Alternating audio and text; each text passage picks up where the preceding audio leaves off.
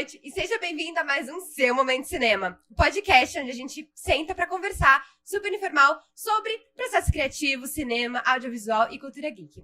Hoje eu tô aqui com dois ilustres convidados, Ana Luísa e o Enzo, que já estava aqui no episódio passado. E hoje a gente vai debater um tema um pouco polêmico, um pouco pessoal, já falar sobre processo criativo.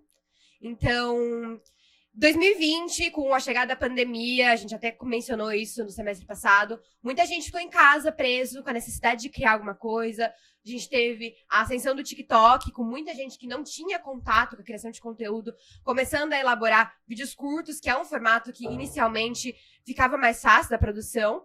E depois foi aperfeiçoando, né, com a chegada de novas ferramentas na plataforma. A gente teve também muitos blogs chegando à ativa. Então eu queria que vocês se apresentassem agora, fala um pouquinho de quem vocês são e o que vocês fazem dentro do meio criativo.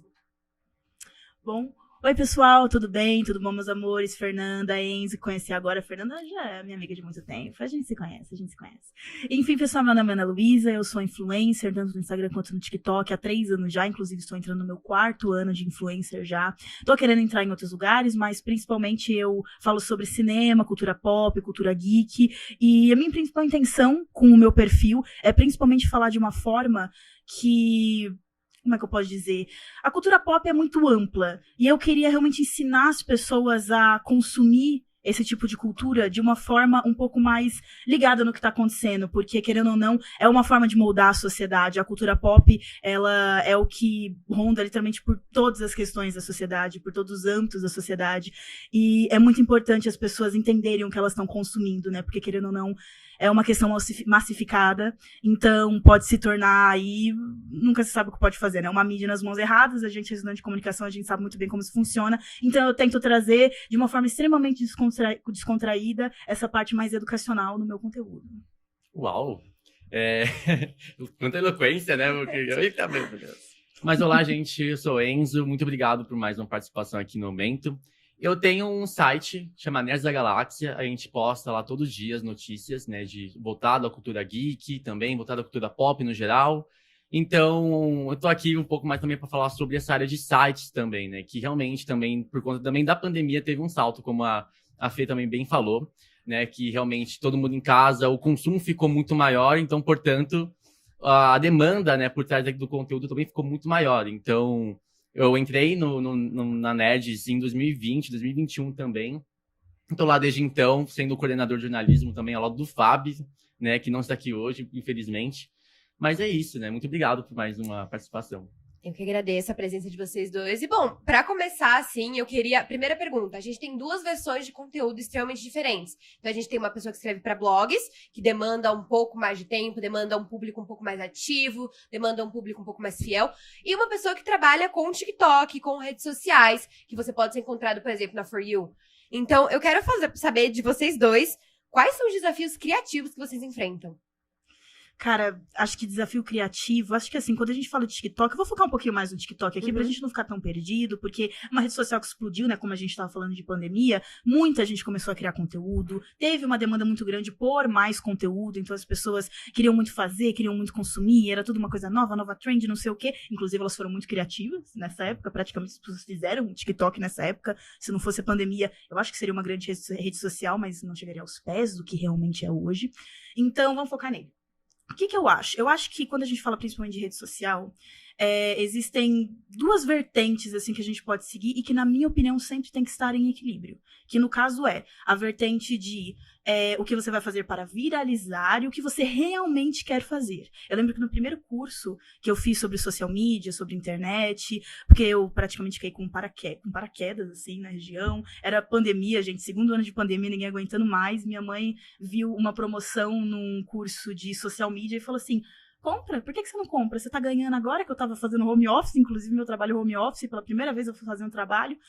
E aí eu falei, vou comprar. E aí foi quando do nada tudo começou. E o meu professor, na época, ele falava justamente sobre isso, para que você crie conteúdo, principalmente numa rede social como o TikTok, que é tudo muito rápido, é tudo muito dinâmico. Amanhã uma trend tá bombando e semana que vem ela já não é mais nada. Então, se você perde esse time, já era.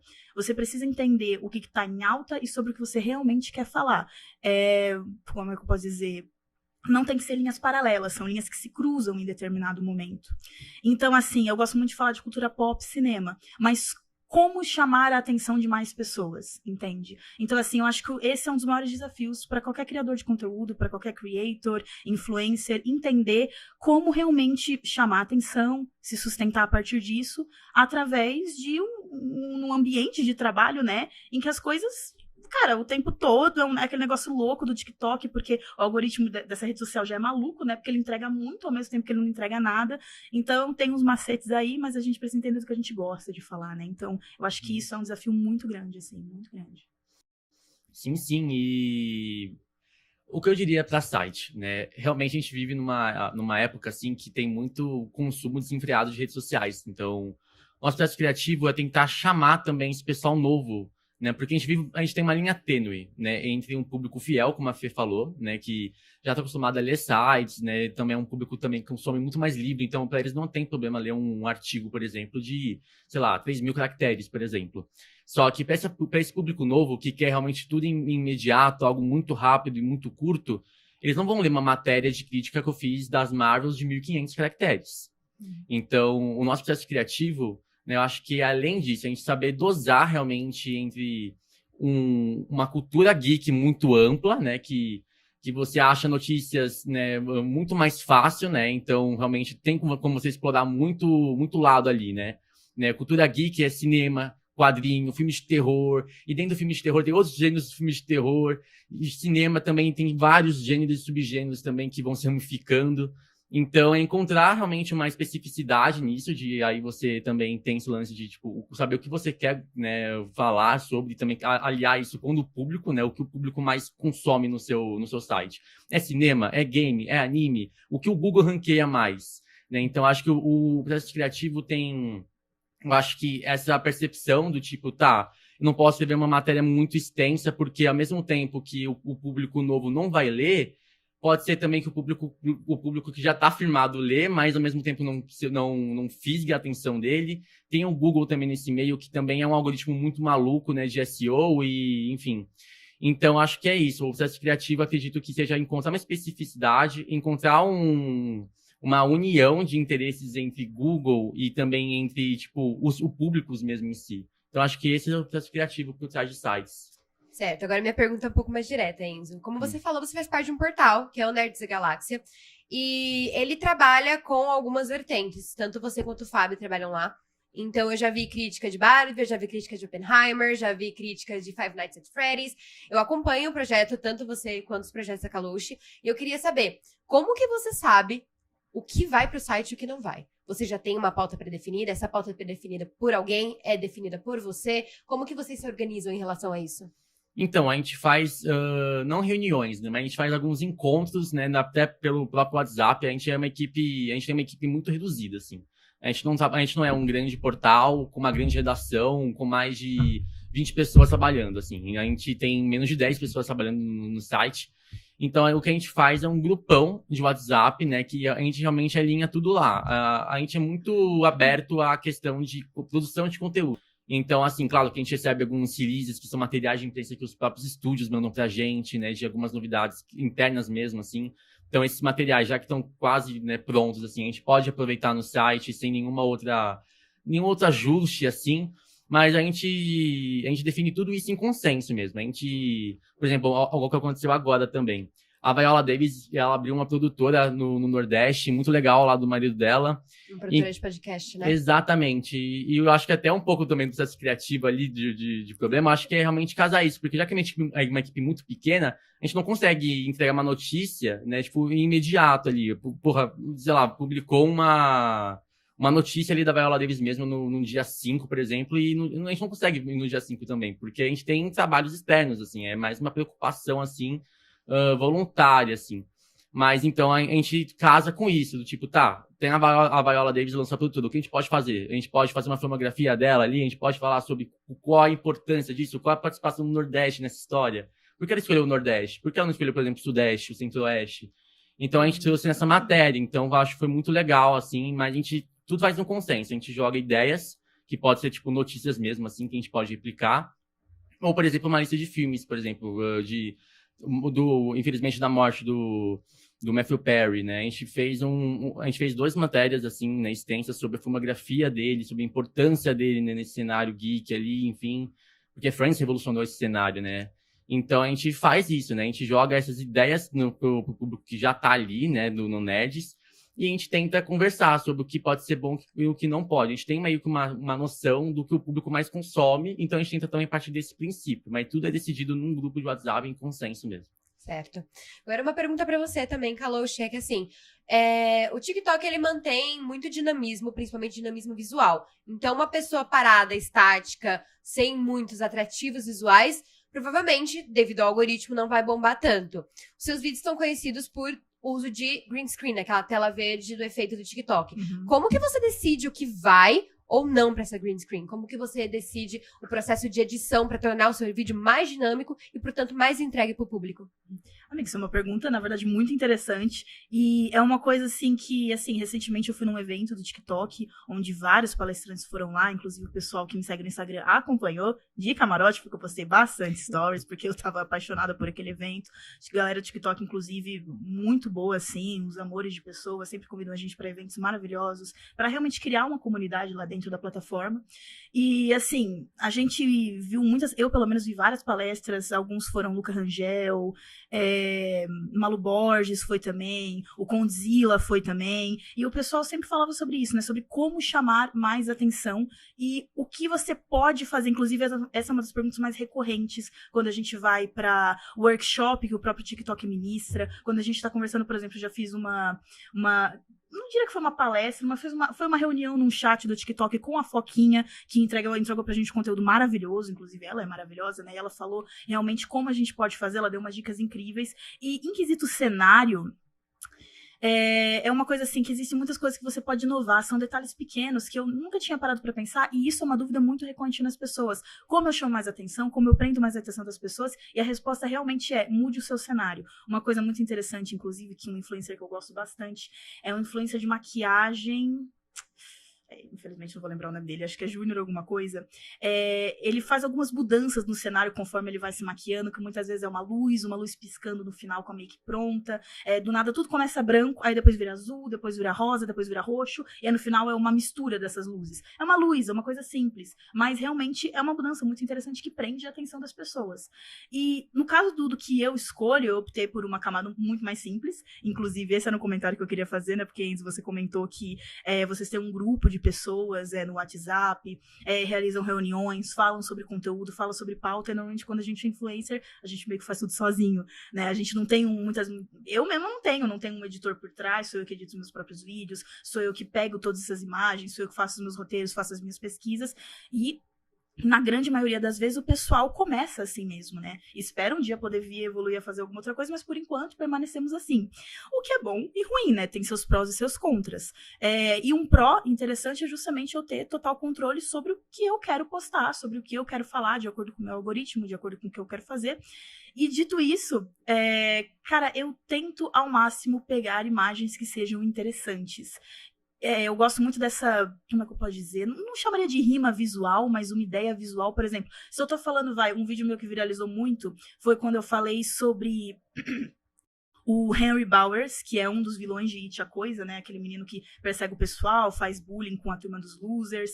E eu fiz um vídeo falando que ele claramente era um gay incubado, né? Porque realmente citam isso no livro.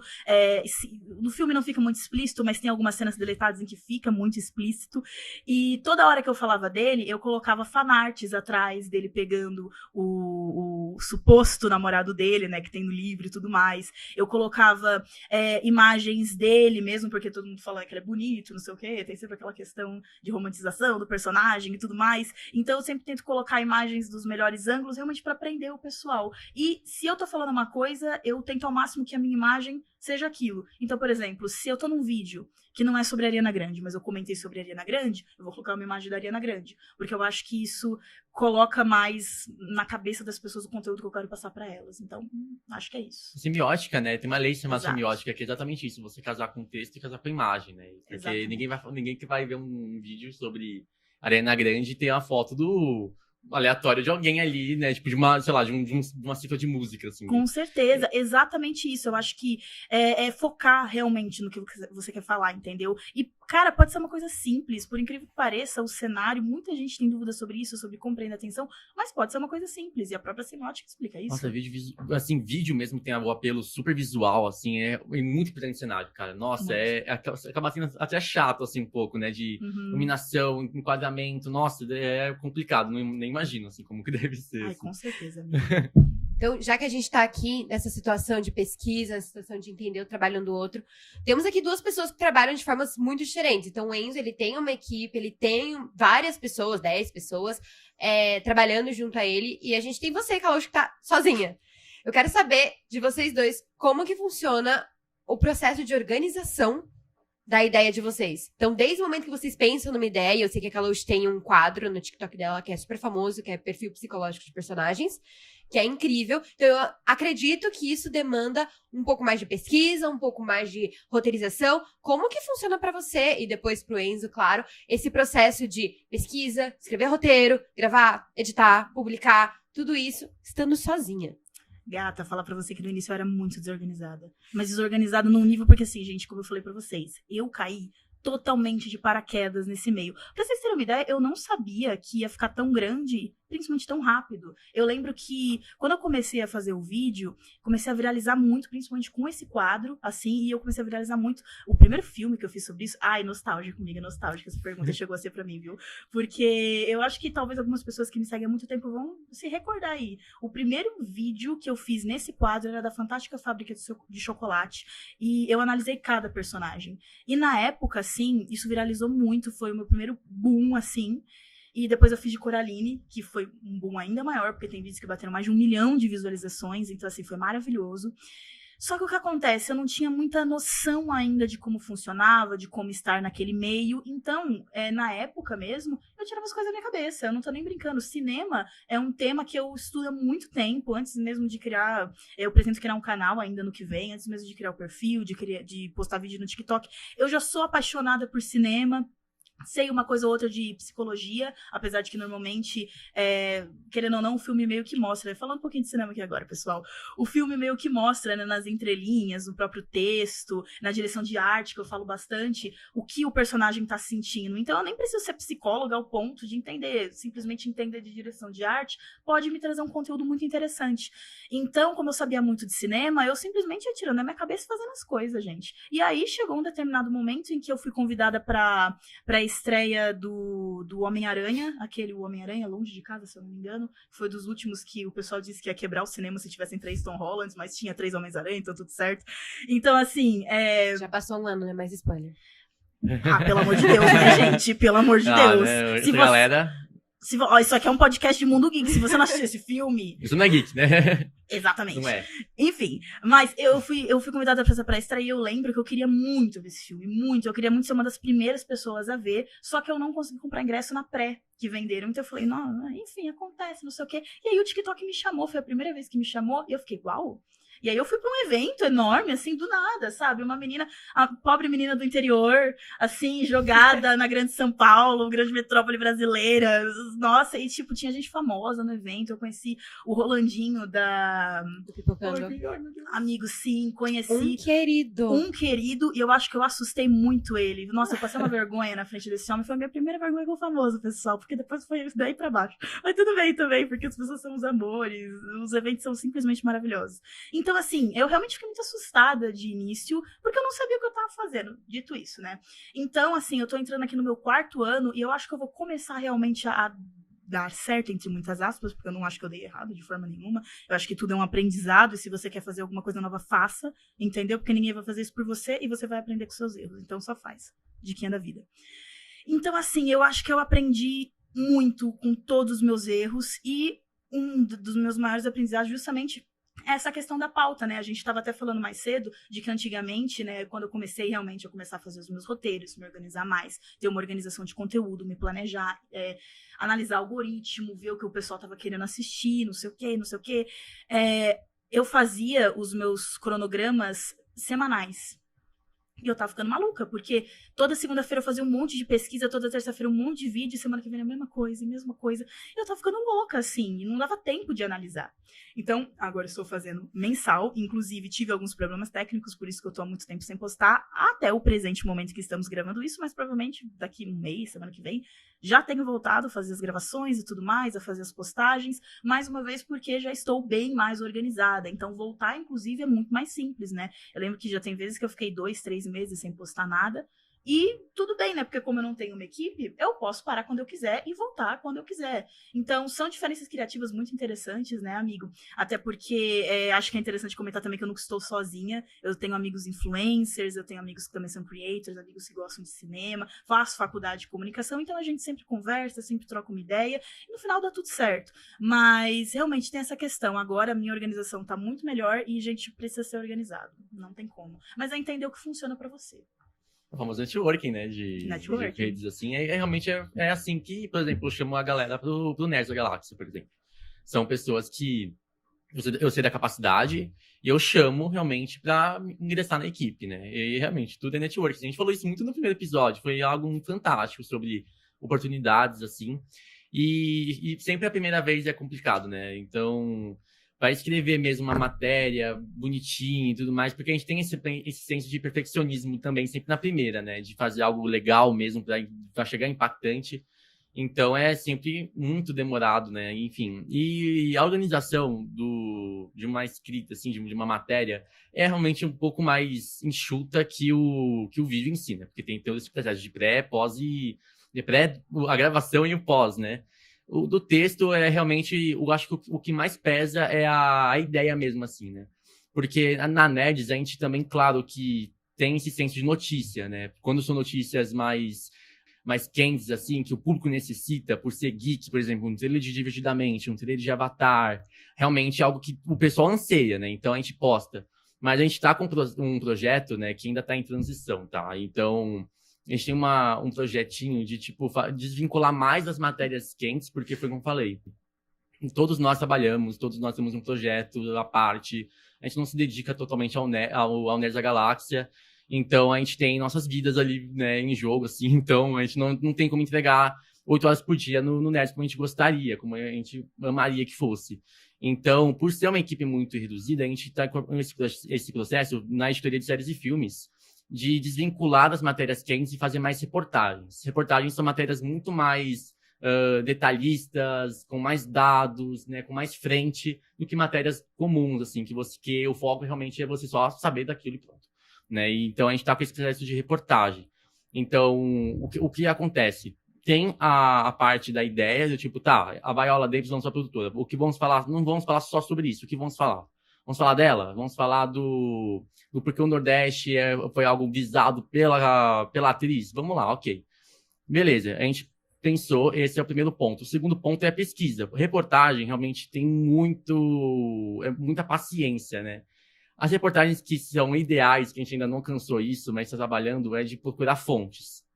Então, assim, de ter o contato, assim. Mas, por enquanto, a gente está só na pesquisa mesmo ali, de consultar 10 portais ali, tipo, assim, no mínimo, assim, de tá, o que esse portal falou de diferente do que esse aqui. Porque existe muito isso, né? Tipo, a notícia é a mesma, mas tem alguns detalhes que você encontra em algum outro canto, assim. Então, a pesquisa é algo realmente fundamental e leva um tempo, assim, não é um roteiro, basicamente, mas a gente deixa meio como se fosse um script, por exemplo, um script, assim, do que precisa ser mencionado ali, né? O fato da Viola Davis ter aberto uma produtora realmente precisa ser mencionado. Então, assim, a gente coloca os pontos que precisam colocar na matéria. A parte depois é a escrita, né?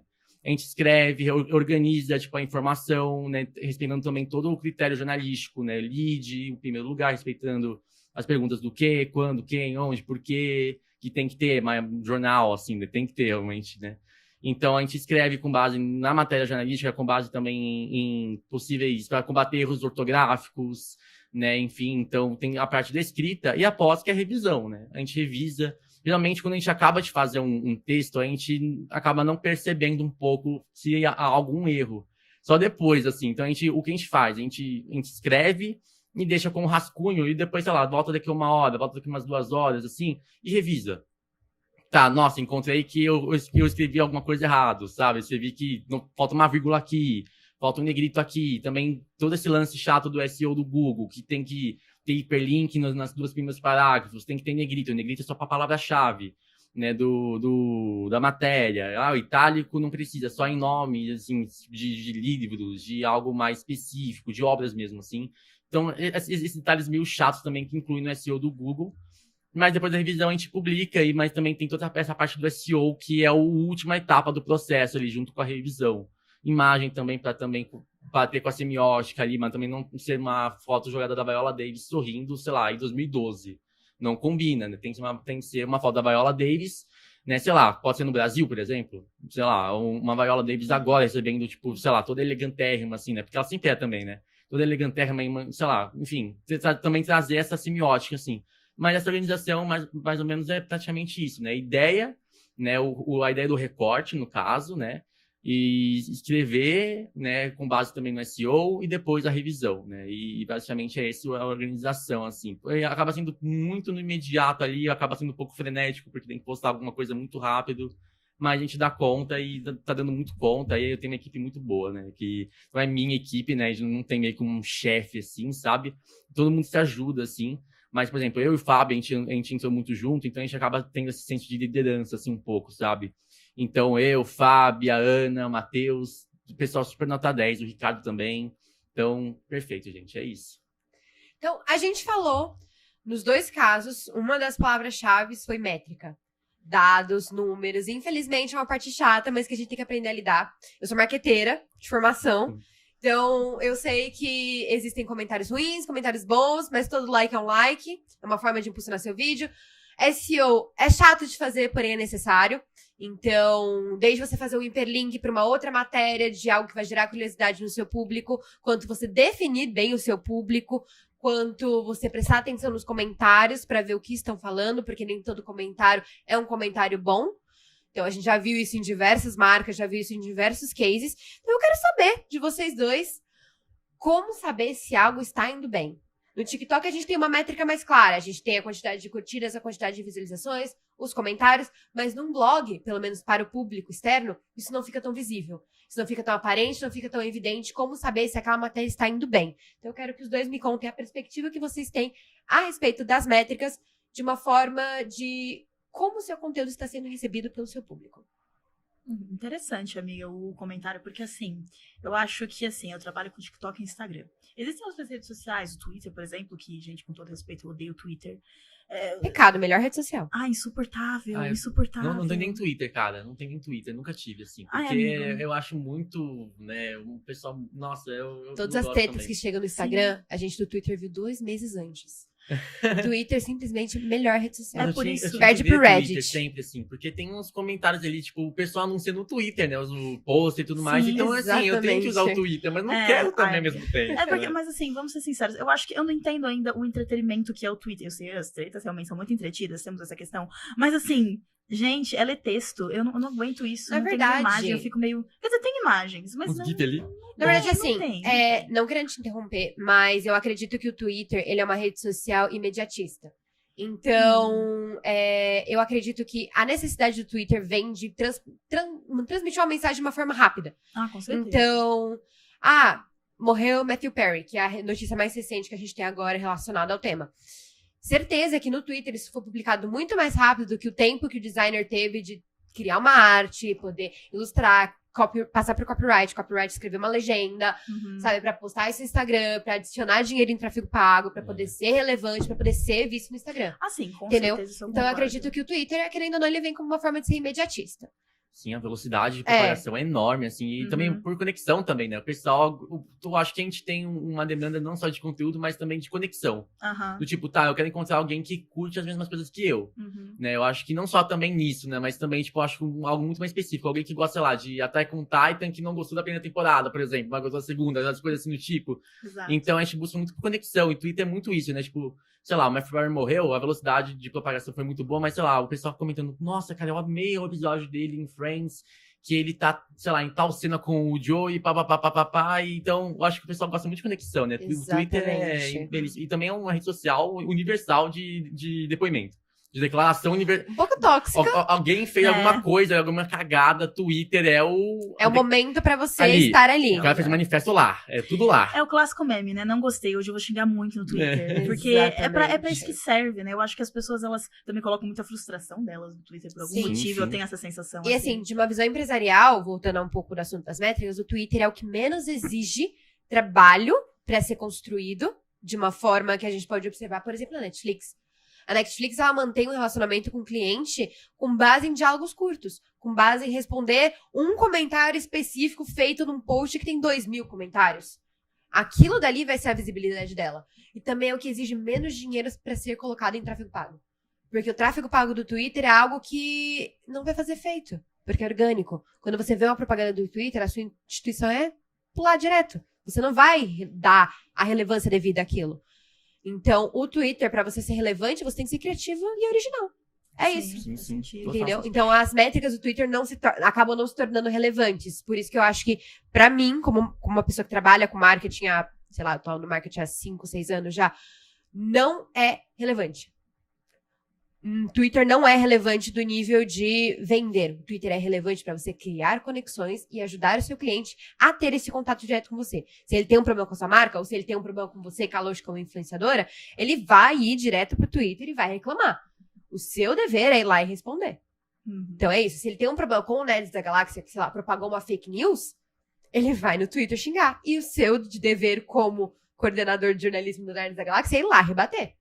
Não de uma forma grossa, porque senão aquilo vai gerar mais burburinho em cima. Exato. Entendeu? É um tiro no pé. E sabe uma coisa que eu acho interessante do Twitter? Eu não lembro exatamente quando ele foi criado, o ano. Eu só sei que... 2009, eu acho. Eu tava vendo uma matéria, que foi muito tempo que eu vi essa matéria, amiga. Mas eu lembro que, assim, uma das maiores revoluções do Twitter, que é o que fez ele se tornar o que ele é hoje, é o limite de caracteres. Sim. Então, assim, isso é realmente muito interessante, né? Você ter um limite lá.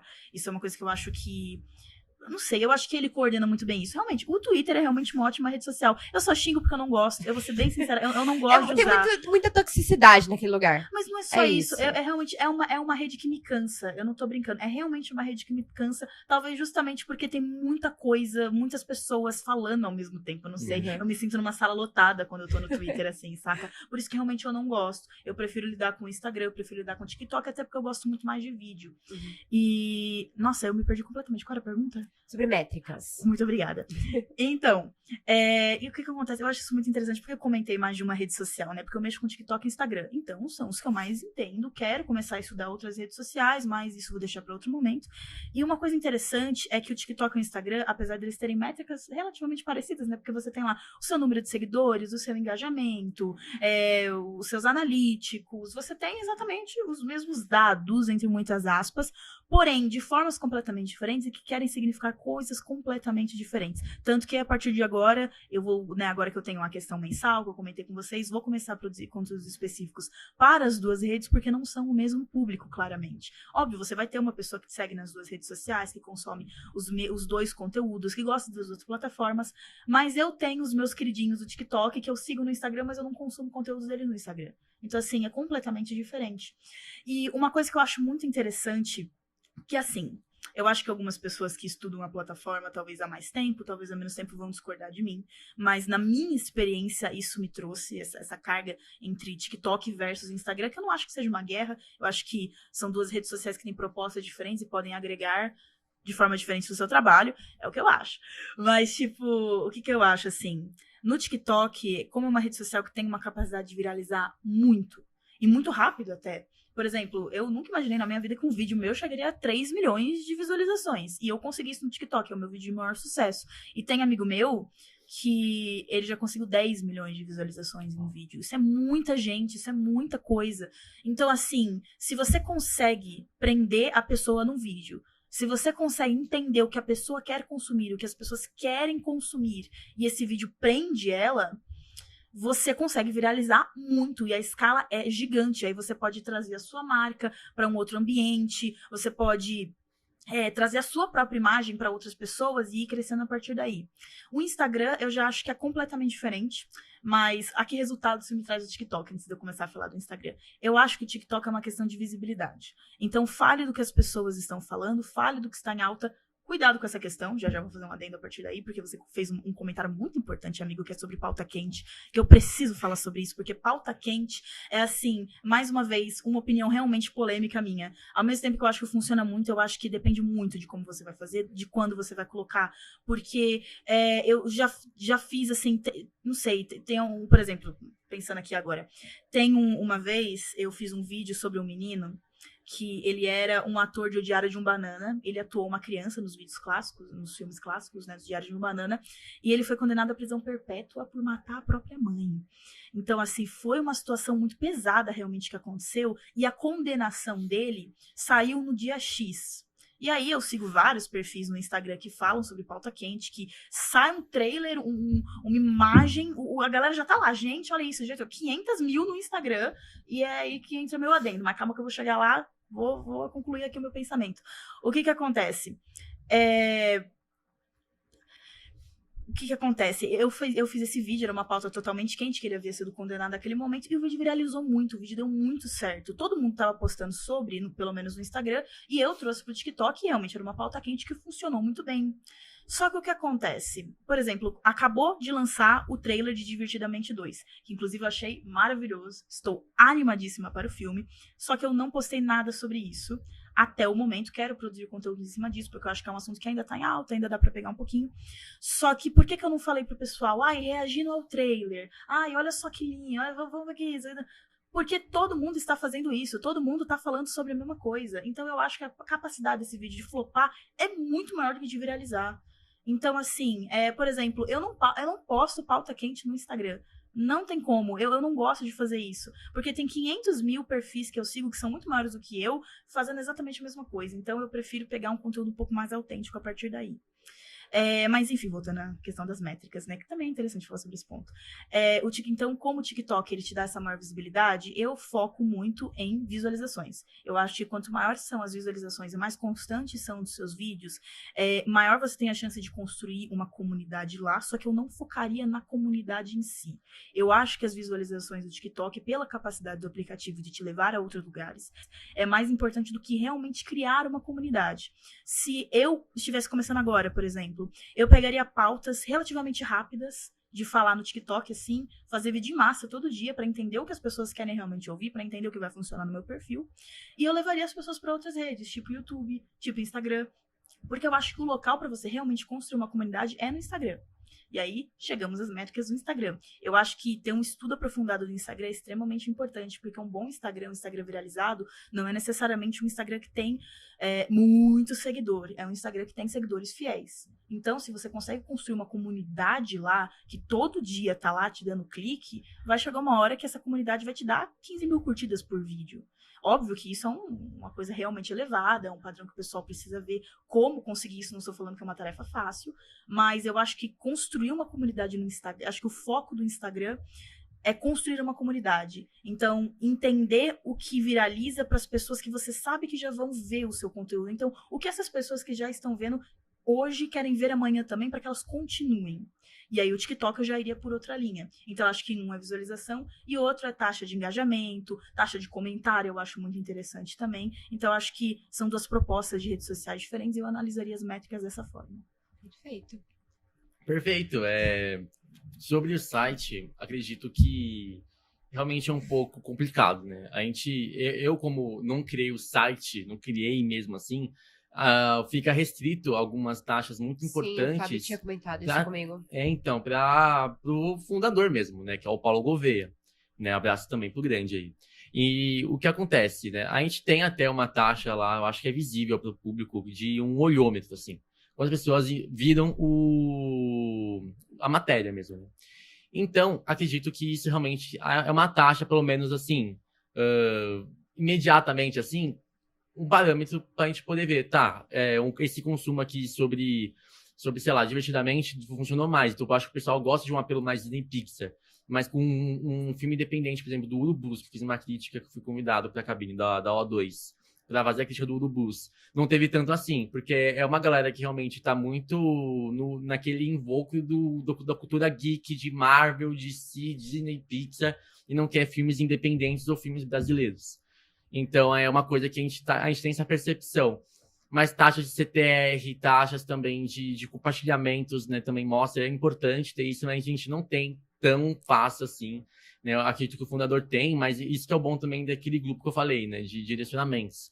Ele tem essa noção, então, assim, a gente conversa entre si, fala sobre um tal recorte, fala assim, não, esse recorte eu acho que não pode ser muito bom, porque o público não gosta de consumir isso, o público gosta de consumir coisas mais curtas, o público gosta de consumir sobre mais Marvel de si, então vamos focar mais em Marvel de si, então por isso que tem esse papo, né, que a gente tem no nosso grupo. Então acredito que é por aí, que a gente usa essas métricas para bombar também. Acho que é muito também no site por consumirmos também, né? Por estarmos inseridos na cultura geek. A gente sabe, né? O que precisa ser mencionado e o que não precisa, mais ou menos, assim. Então, por exemplo, no trailer de Divertidamente 2, a gente já sabe que, obviamente, a gente vai fazer sobre isso e isso vai ter retorno, e como teve. Né? E agora, se eu fizer um artigo sobre, sei lá, políticas públicas do Brasil no cinema, acredito que, assim, não vai ser... Legislação Paulo Gustavo e novos editais por São Paulo. Adoraria postar meu artigo foi exatamente sobre isso. Meu artigo científico foi sobre políticas públicas em paralelo com a Argentina e Brasil, assim. Então, adoraria escrever sobre isso. Eu amo cinema como um todo. Então, por isso que eu posto, assim, de vez em quando, os cinemas independentes, né? Um festival ali que aconteceu na Alemanha, vamos postar na Nerds, assim, porque eu quero também trazer um público de cinema pra Nerds da Galáxia, né? Porque o conceito nerd foi muito reinventado. Então, o nerd não é aquela pessoa que curte filme, série e tudo mais. É aquela pessoa que entende bastante sobre o que ela quer que seja. Porra, ela pode ser um nerd de microfone. Então, ela é uma nerd, entendeu? Ela é um nerd, entendeu? É um nerd de tecnologia.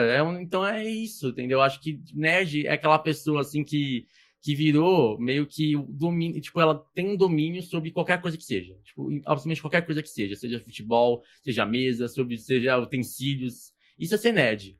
Então, por exemplo, o Nerd da Galáxia, o que eu trago é realmente assim, tá, a gente tem esse público, que pode ser filmes e séries, quadrinhos, games, mas pode ser também Marvel, pode ser DC, então vamos fazer esses diversos núcleos, assim, né?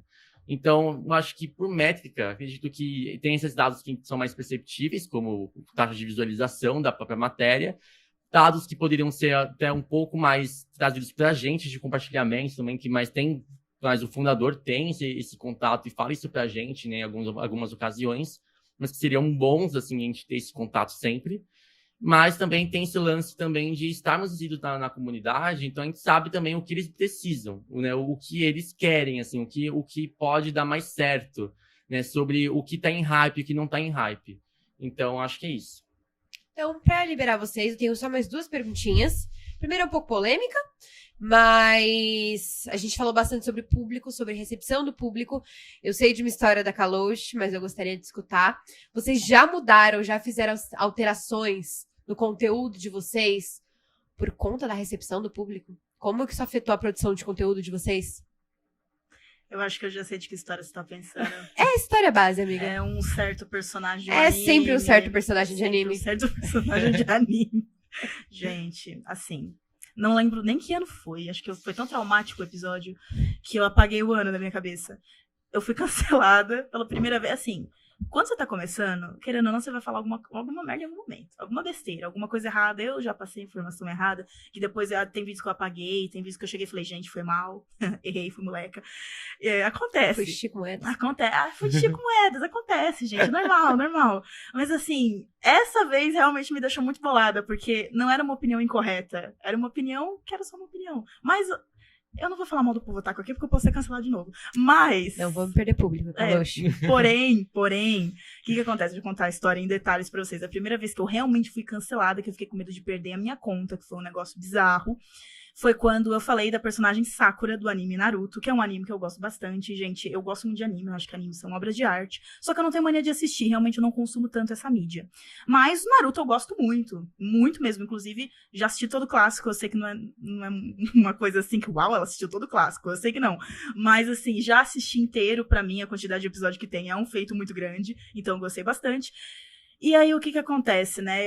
Só que eu tenho muitas ressalvas sobre o personagem da Sakura. Eu, como uma pessoa que é formada em formatação de roteiro, eu vi muitos erros na personagem. E aí, eu fiz um vídeo falando assim. Só que acontece. Tava com uma estratégia na época de fazer clickbait. Ou seja, não é que eu começava, pessoal, tem alguns erros que eu achei interessante comentar na Sakura. Eu falava, por que a Sakura é a pior personagem de Naruto? Eu vou falar isso pra você agora. E aí eu comecei o vídeo assim, super leve, super tranquila. Só que a ideia realmente é jogar um clickbait e ir desmentindo o clickbait conforme o vídeo vai. Só que eu acabei falando tanta informação que eu não desmenti tanto. E aí veio uma enxurrada de gente com a Sakura na foto de perfil do TikTok. Fazer um monte de textão pra mim, mas um monte. E também fazer muitos edits meus. Tanto que... até hoje, se vocês colocarem no TikTok, eu não tô brincando, todo mundo. Vocês podem colocar no TikTok de vocês, Sakura pior personagem. Vai aparecer pelo menos uns 15 vídeos com a minha cara das pessoas me mandando pra aquele lugar. Então, assim, tipo, gente, é a vida, isso acontece, né? Tudo bem, tá lá na internet, tá na internet. Mas é isso, foi uma experiência muito interessante. O vídeo teve uma repercussão tão grande, inclusive, que eu apaguei ele depois de 3 horas. Fiquei com medo de perder o meu perfil, porque eu fui muito denunciada. Então, foi uma situação pesada, viu? Foi tenso. Porque denunciar a conta é bem pesado mesmo, né? É o trabalho da pessoa, só porque você não gostou do vídeo, gente. Cara, esse é um problema, assim, que eu acho que a gente tem, não só pra otakus, como no mundo geek de forma geral. Muita gente não aceita críticas. Eu não sei se você já passou por isso em algum momento, mas eu tenho certeza que já. O universo nerd é foda. E, assim, é realmente uma situação muito complicada, porque o pessoal vinha me mandar textão, não sei o quê. Eu apaguei o vídeo e mesmo assim continuaram denunciando a minha conta, comentaram em outros vídeos, continuaram fazendo os edits. E vieram pro meu Instagram. Gente, uma menina veio chorando na minha DM, me mandou um áudio falando, por que você falou mal da Sakura? Eu fiquei, a menina deve ter 15 anos de idade, eu não sei nem como responder a garota, sabe? Foi até um desconforto. Foi tão desconforto. Não, pra vocês terem uma ideia, a menina, ela tava tão desesperada que a amiga dela me mandou mensagem perguntando, você pode me entender? Ela me mandou assim, amiga, você pode me explicar o que tá acontecendo? Porque a minha amiga está desesperada e eu queria saber o que aconteceu. Gente do céu. Gente do céu. E assim, eu fiz um vídeo conversando com o pessoal, tentando me explicar, e eles baniram o meu vídeo foi derrubado por eles, de tanta denúncia que teve. Então, realmente, é um negócio complicado, mexer com a internet é muito complicado. Essa é uma história clássica, né, acho que eu já contei ela várias vezes pro pessoal aqui da faculdade, não contei tanto mais nesses últimos tempos pro pessoal do Instagram. Um dia eu vou fazer um vídeo sobre isso, pessoal, que eu ainda tenho alguns prints dessa época, vocês vão adorar. E assim, é muito... pra gente colocar no edit depois. Claro, eu mando tudo, gata. Nossa, gente, eu não tenho vergonha disso, juro pra vocês, tá? Tipo, depois eu fiz outros vídeos. Inclusive, eu postei esse vídeo no Kawaii, porque na época eu trabalhava com o Kawaii e eu bati mais de 100 mil visualizações. E no Kawaii, você tinha money, né? Então, assim, eu fiquei felicíssima. No Kawaii, gente, pode me xingar o quanto vocês quiserem. Eu já recebi cada xingamento no Kawaii que vocês não têm ideia. Mas, enfim, tudo bem. E assim, é saber lidar com crítica, né? E entender também quando você está fazendo um negócio que não é legal. Então, realmente, eu apaguei o vídeo. Tudo certo. E nunca mais falei de anime, de forma geral, e não pretendo falar também. Mas, gente, é isso. Esse tipo de coisa acontece. Quando a gente tá começando, isso é totalmente normal. Eu acho que é interessante a gente parar pra pensar que estamos lidando com a internet. Então, um erro que você comete, dependendo de como for, realmente você pode ficar manchado pra vida inteira. Você precisa tomar cuidado. Mas eu tive a sorte de não só ter pessoas incríveis na minha vida que me instruíram muito bem, como...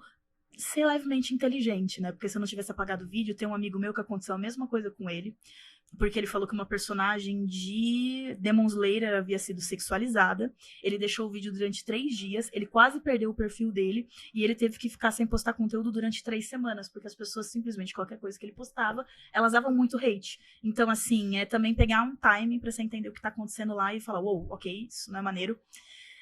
Vamos parar com isso, gente, não é assim. Já tive vídeo também, eu adoro falar sobre Clube da Luta, é um filme que eu gosto muito, cai muito na mão de Red Pill, eu não suporto mais isso, mas é engraçado, pelo menos. E é isso, amiga, eu acho que é uma questão de entender como lidar com crítica, entender o que tá acontecendo e viver a tua vida, né, querendo ou não, porque é só uma opinião. Eu vou levar um tiro agora porque eu dei a minha opinião, enfim. Gente, sim, exatamente, é só uma opinião e eu acho que esse é o grande problema, assim, também, né? A gente tem uma comunidade muito aberta, né? E com muita aderência, assim, só que por isso ser bom, também isso acaba sendo bem ruim, né? Em questão de aceitação mesmo, assim, né? De opiniões ali. Então, eu não cheguei a mudar, né? Porque quando existem, claro, críticas pontuais, do tipo, a própria assessoria de imprensa de um estúdio manda lá, não, ó, você cometeu uma gafezinha ali numa informação, conserte isso, tudo bem, isso é ótimo, eu conserto lá bonitinho, peço perdão e tudo mais. E, assim, mantém, né, o trabalho, assim, né, mantém o trabalho, vida que segue, acontece. Só que quando é assim, né, essas críticas, eu costumo não mudar porque eu acho que até rede social é muito complicado, realmente muito complicado, e acho que é uma galera muito mais presente, assim. Site é um público muito nichado ainda, sabe? A gente tá tentando buscar essas novas pessoas ali, enfim, mas site é um público muito nichado, então é um público mais respeitoso, é um público que já tem um pouco mais, assim, sei lá, isso pode ser um pouco complicado de falar, mas acho que é um público também um pouco mais culto, entre aspas, assim, do tipo, tá, ele já tem uma ciência ali, é um público mais de idade, já é um público que já tem já uma construção, já tem toda uma bagagem ali, né? Então, eles não recorrem muito a esse lance mais de conteúdo, eles têm essa paciência, assim, eles têm esse entendimento.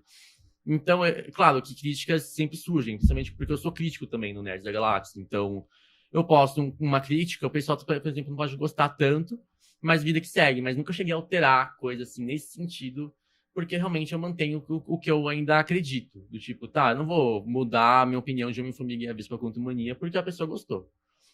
O que eu não gostei. Então, é isso, vida que segue, assim. Claro que quem é você pra falar sobre Homem-Formiga e a Vespa? Realmente, quem sou eu? Eu não sei, realmente, eu tô tentando construir Eita, essa identidade. Agora me responde, quem é você pra falar que eu não posso falar? Então, exatamente, né? Acaba rebatendo a mesma pergunta ali, né? Então, quem é você pra falar isso aí pra mim? Tipo, quem é você pra perguntar isso também? Então, assim, a gente tá tentando construir uma identidade, né? A gente tá aqui pra isso mesmo. Então, assim, mas eu não chegando sei lá, alterar alguma coisa por conta disso, não. Eu espero de verdade que isso nunca aconteça, amigo. Amém, amém. Que assim seja, que assim seja. Amém.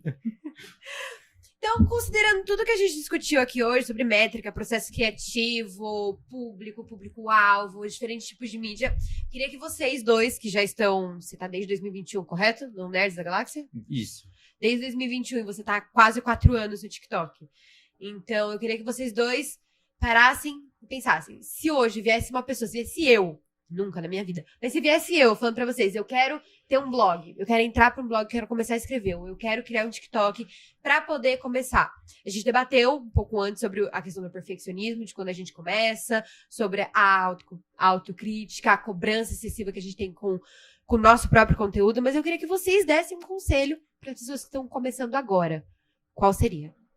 Cara, mais uma vez, falando de cobrança, não se cobra tanto, de verdade, porque você aprende com seus erros. Aliás, a melhor forma de aprender é com seus erros. E digo mais, é impossível, na minha opinião, é impossível você ter um perfil no Instagram, um perfil no TikTok, um perfil no Twitter, por que não? Tipo, que realmente seja viral, que viralize, que dê certo, que funcione, sem você entender antes o que o seu público realmente gosta de consumir e o que realmente funciona pra você. Inclusive, mais uma vez falando do último evento do TikTok que eu fui, Malu Borges, Lucas Rangel, Condzilla, gente, eu tô comentando isso não porque eu quero me achar, são nomes grandes, são pessoas assim que se um dia eu ser 5% do que eles são, foi o Fred do Desimpedidos. Pra mim é BBB, mas Desimpedidos, obrigada por me lembrar.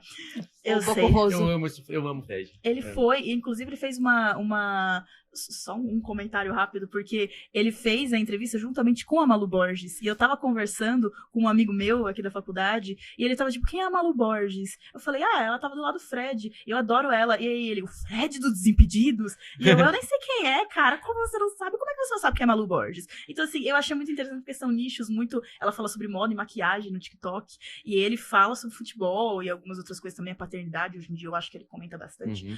Então assim, são públicos totalmente diferentes, colocaram eles juntos, eu achei essa collab muito legal, porque eles são dois queridos, então foi tudo. Mas, mais uma vez comentando de forma mais direta, eles sempre falam, gente, funciona tal coisa pra mim, funciona tal coisa pra mim. A Adam também, que é uma influencer de maquiagem, foi nesse dia, e ela falou, inclusive, uma coisa que a gente tava comentando, que ela nem faz script. Tem vezes que ela não tá afim de postar, ou ela quer postar uma coisa descontraída, ela simplesmente abre a gaveta dela, pega um batom e fica falando sobre ele, entendeu? Ou seja, e o vídeo bate 1 milhão de visualizações. Então, assim, você tem que entender o que funciona pra você. Então, se você não começar a andar, você não vai pra lugar nenhum. Eu sei que isso é muito óbvio, mas isso é uma verdade que o pessoal realmente não entende. Então, vá aprendendo pouco a pouco e principalmente com os seus erros. Comece. Esse seria o meu conselho, assim. Nossa, essa pergunta me matou um pouco, né? Porque realmente é tanta coisa assim, né? Deixa eu ver. Acho que. Eu tava comentando também no início, assim. Acho que a gente tem que também controlar um pouco nossa ansiedade e o nosso senso de perfeccionismo. Porque, realmente, quando a gente tenta fazer um projeto, isso no Instagram, isso no site, isso, enfim, no YouTube, por exemplo, né? A gente tem muito aquele controle de, tipo, tá, eu quero ser algo profissional, quero entregar isso, né, com profissionalismo. Muitas vezes a gente até acaba replicando muito essa inspiração, assim, a gente acaba sendo não uma inspiração, mas eu acho que também até uma cópia. Esse pessoal acredita muito nisso, de, tipo, eu tenho uma inspiração no Omelete, de escrever críticas. Mas as críticas que eu estou escrevendo são com base nas críticas do Omelete ou com base no que eu acho mesmo, no meu estilo de escrita? Exatamente. Então, acho que muito tem esse lance de, tá, eu me inspiro em tal pessoa que já tá consolidada, mas você vai copiar essa pessoa? Tipo, você vai, sei lá, você tá tão mirada em ser aquela tal pessoa, porque você acaba meio que sendo uma cópia dela, né? Tipo, enfim. Então, acredito que esse controle de inspiração não se sobressair com a sua identidade que você, assim, outorgou, que você criou, e também você controlar o perfeccionismo, no sentido de, tipo, tá, eu tinha uma página no Instagram também sobre cultura geek, que chamava Vossa Resenha, isso também foi pro YouTube. Legal. E no Instagram, o maior erro que eu falo isso pra todo mundo, assim, o meu maior erro, já que eu tava na pandemia, na época ainda não tava com emprego, assim, né? Foi bem no auge da pandemia, 2020, assim. Então eu falei assim, tá, eu vou me colocar, vou ocupar minha mente e vou fazer conteúdo de segunda, quarta e sexta. Aí, sei lá, segunda era filme, quarta era anime, sexta era, tipo, sabe, tinha nicho separado. Então eu englobava muito nicho. E eu também colocava stories de notícias todo dia. Uhum. Então, assim, eu era todo dia fazendo stories para um caceta. Ainda mais os posts, que tinham uma pesquisa prévia, porque eram tudo lista, né? E fora ainda quando era uma notícia muito urgente, trailer, tem que baixar o trailer, tem que mandar, só que ao mesmo tempo tem que fazer as notícias dos stories. Então, assim, controle-se pelo que você tá agora, se vivendo agora. Não coloque não coloque muita demanda, assim, não coloque muita exigência em você, assim. Você tem que, tipo, entender as suas limitações e tudo é uma construção, como você falou mesmo, assim. Então, esse foi o meu maior erro, de ter colocado stories todo dia, ter colocado um conteúdo que, assim, profissionais fazem mesmo, assim, que um Omelete faz, praticamente. Mas eu não sou um Omelete, não tenho recursos do Omelete, não sou sei lá, não tenho 30 pessoas em mim, sabe? Porque o Omelete é uma equipe, assim, né, que cuida de social media. Então, quem sou eu para nivelar a eles? E aí, isso que entra também é o que eu falei de cópia. Eu tentei muito copiar o Omelete nisso aí, mas eu não sou o Omelete, tô longe de ser. Então, e também eu não quero ser o Omelete, eu quero ser o Enzo, entendeu? Eu não quero ser, sabe, sombra de alguém, eu quero ter minha identidade. Então, se eu fosse para ter uma dica, isso também para blog, se controle, tipo, se controla, entendeu? E não tenta que a inspiração que você tenha sucumbe à sua mente, assim, no sentido de, tipo, apagar a sua identidade, apagar o que você pode trazer de novo, né? E isso fazer com que você fique à mercê da pessoa ali que você está inspirando, né? Enfim, então, acredito que é isso mesmo, né? E tudo tem seu tempo, né? E tudo vai realizar, porque realmente a vida é uma construção, assim. Então, isso é uma dica principal, primordial, assim. E só para comentar que toda pessoa que começa a trabalhar com a internet, um dia vai passar pelo momento de querer fazer tudo e querer estar em todos os nichos. Eu passei por isso. Você passou por isso? Passei muito. Todo mundo passa por isso. Gente, eu lembro que tinha uma época que eu fazia um quadro diferente para cada dia da semana.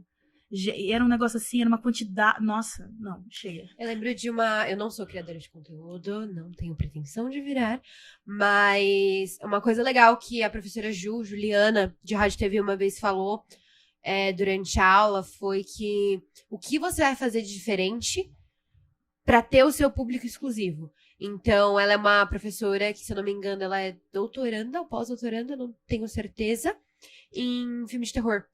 Então, ela fala apenas sobre filme de terror e com uma classe e um conhecimento tão absurdo. Eu vou em todas as palestras dela e ela encontrou o nicho dela. Ela sabe do que ela se sente confortável em falar. Ela estudou para ter o conhecimento para falar e ela tem o público definido. Não é alguém que morre de medo de terror que vai chegar no perfil dela. Uhum. É uma pessoa que já tem aquela paixão, já tem aquele apego. Então, eu acho que entender o seu nicho, entender o que você gosta de falar, equilibrar com o que você sabe falar e o que você gostaria de passar para o seu público é o principal.